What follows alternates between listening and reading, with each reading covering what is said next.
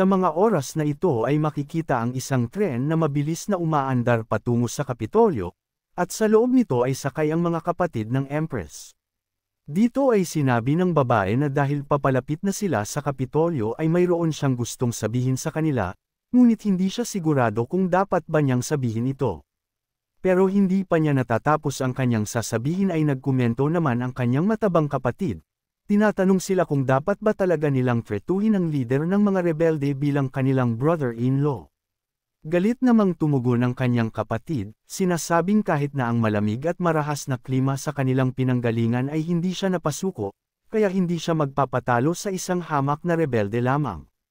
Kasabay nito ay tinanong din niya ang kanyang mga kapatid tungkol sa mga dala nilang mga regalo at kung ginagawa ba nila ito bilang pagpapakita ng pagpapasakop sa kanilang brother-in-law. Agad naman itong itinanggi ng kanyang kapatid na babae, tinatanong kung ano ang tingin niya sa kanila. Dahil kung tutuusin ay wala siyang ibang nais kundi ang inumin mismo ang dugo ng rebelding iyon at kainin ang kanyang laman.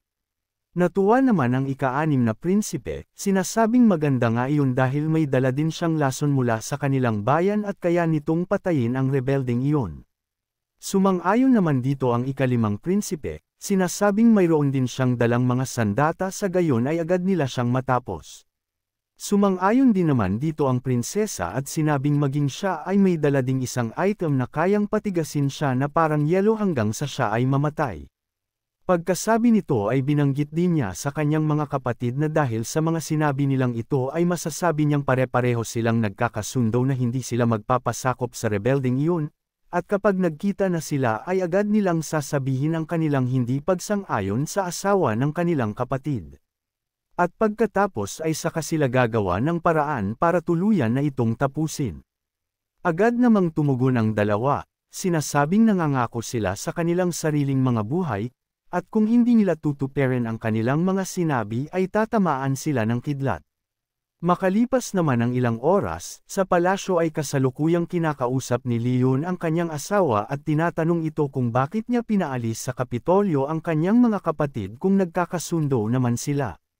At sa kanyang palagay ay parang napakawalang puso naman niya sa ginawa niyang iyon. Bilang tugon ay sinabi naman ni Isabel na ginawa niya iyon bilang isang paraan ng pagsasanay sa kanila. Kasabay nito ay naisip din niya na kung talaga nga bang napakawalang puso niya para gawin iyon. Kaya sa pagsasaisip nito ay sinabi niya sa kanyang sarili na mas magiging mabait na siya sa mga ito kapag nagkita sila, sa gayon ay hindi naisipin ng kanyang asawa na parang hindi siya makatao kung magdesisyon. Sa kabilang banda ay naisip naman ni Leon na dapat ay hindi siya makipagtalo sa kanyang asawa sa harap ng kanyang mga kapatid, sa gayon ay hindi masira ang kanyang imahe na binuo at kwestiyonan ng mga ito ang kanyang posisyon.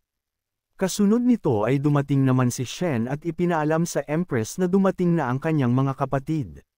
Dahil dito ay agad na ipinag-utos ni Isabel na papasukin na sila. Makalipas ang ilang sandali ay nasa harapan na ng Empress ang kanyang mga kapatid, at dito ay naisip ng prinsesa na marahil ang katabi ng kanilang kapatid ay si Leon, ang asawa nito.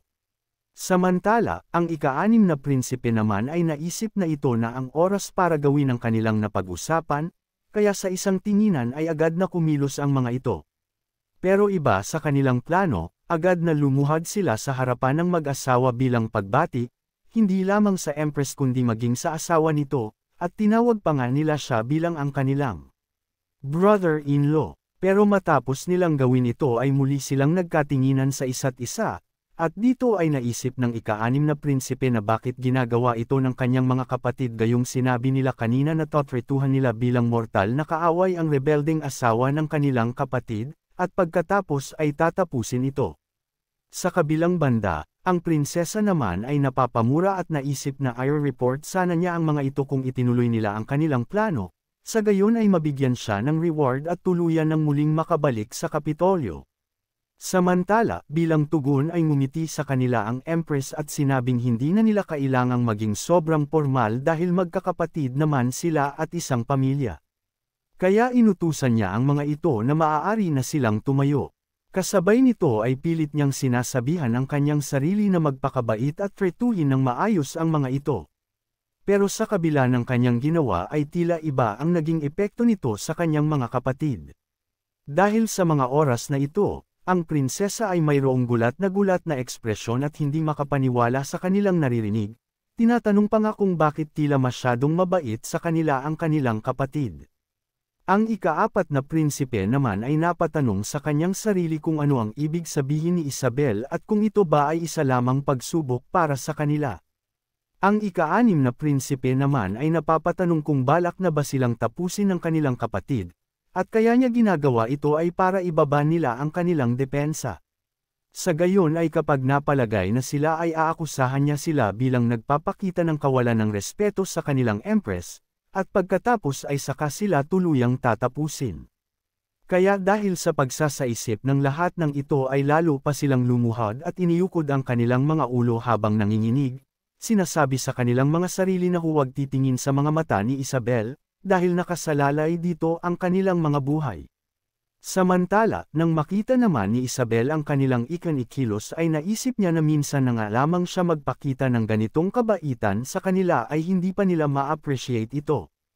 Habang iniisip naman niya ito, ay nagsalita ang prinsesa at sinabi kay Isabel na matapos nilang makilala ang kanilang brother-in-law ay nakaramdam sila ng matinding paghanga dito, kaya nakiusap siya na sabihan din sila nito na tumayo na, sa gayon ay magpakita rin sila ng kanilang respeto sa kanya. Sumang-ayon din naman dito ang ika-4 na prinsipe, sinasabing wala silang ibang nais kundi ang respetuhin ang kanilang brother-in-law. Sinabi naman ng ika-6 na prinsipe na ang kasikatan ng kanilang brother-in-law ay kalat na sa buong kontinente, at kahit na ang mga ordinaryong mamamayan ay hindi na magawang makatingin ng diretsyo sa kanyang mga mata. Bilang tugon ay sinabi naman ni Leon na ang 3 kapatid ng kanyang asawa ay talagang extraordinary, kaya naniniwala siyang parte talaga ng Zhou family ang mga ito.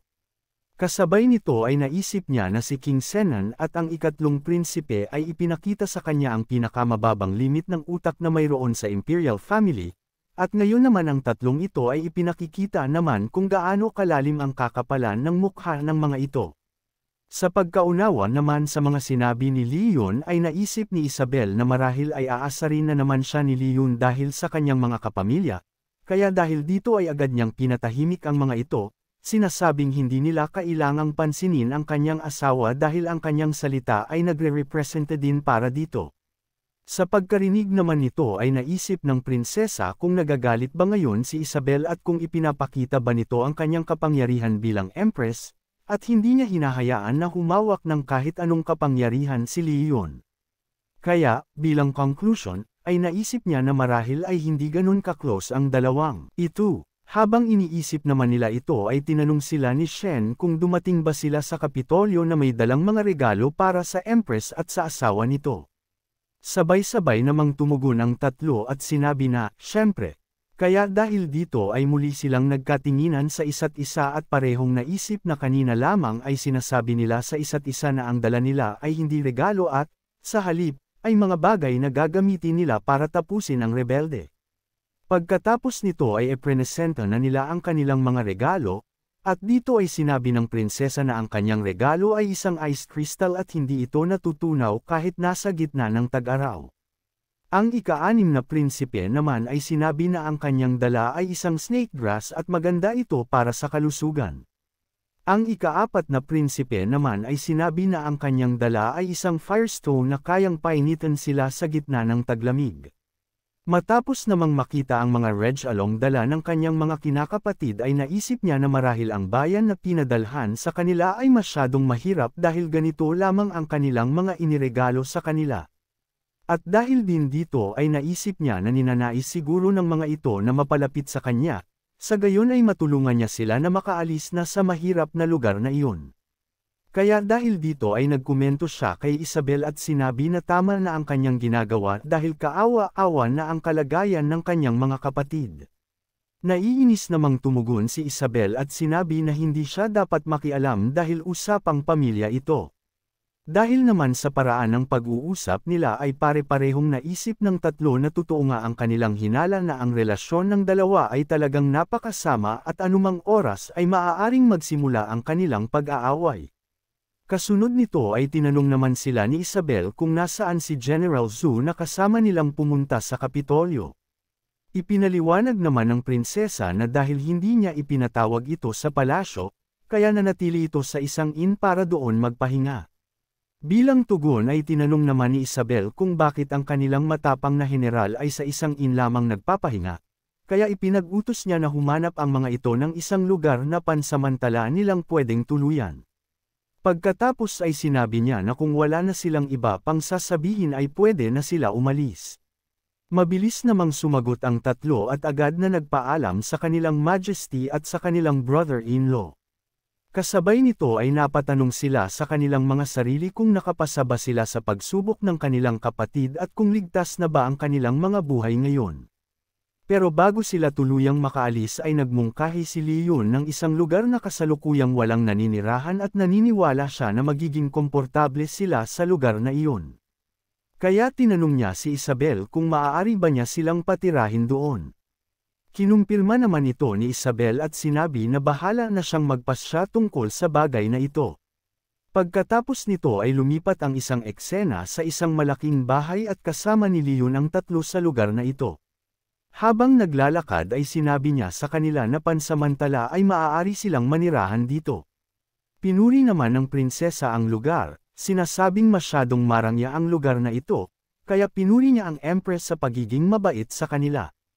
Tinanong naman ng ikaapat na prinsipe ang kanyang brother-in-law kung sino ang dating nagmamay-ari ng lugar na ito. Ipinaliwanag naman ni Leon na ito ay dating pagmamay-ari ng isang mayamang pamilya pero nito lamang ay nakumpiska ito, Denoñate pala sa kanila. Dahil naman sa kuryosidad ay tinanong pa rin nila kung sino ang dating may-ari. Kaya dito ay sinabi ni Leon na ito ay pagmamay-ari ng kanilang tiyuhin na si King Senan. Kaya hinimok niya sila na maging at home sa bahay na ito at isipin na lamang nila na isa itong regalo mula sa kanilang tiyuhin dahil kasalukuyan pa rin itong nakakulong, napuno naman ng takot ang tatlo dahil sa kanilang narinig at naisip ang nakakatakot na imahe ni Isabel, saka napatanong sa kanilang mga sarili kung mayroon bang ibig sabihin si Leon sa mga sinasabi niya sa kanila. Pero kalaunan ay naisip nila na hindi pa rin nagbabago ang kanilang kapatid, pero ngayon ay gusto na talaga niyang tapusin silang tatlo.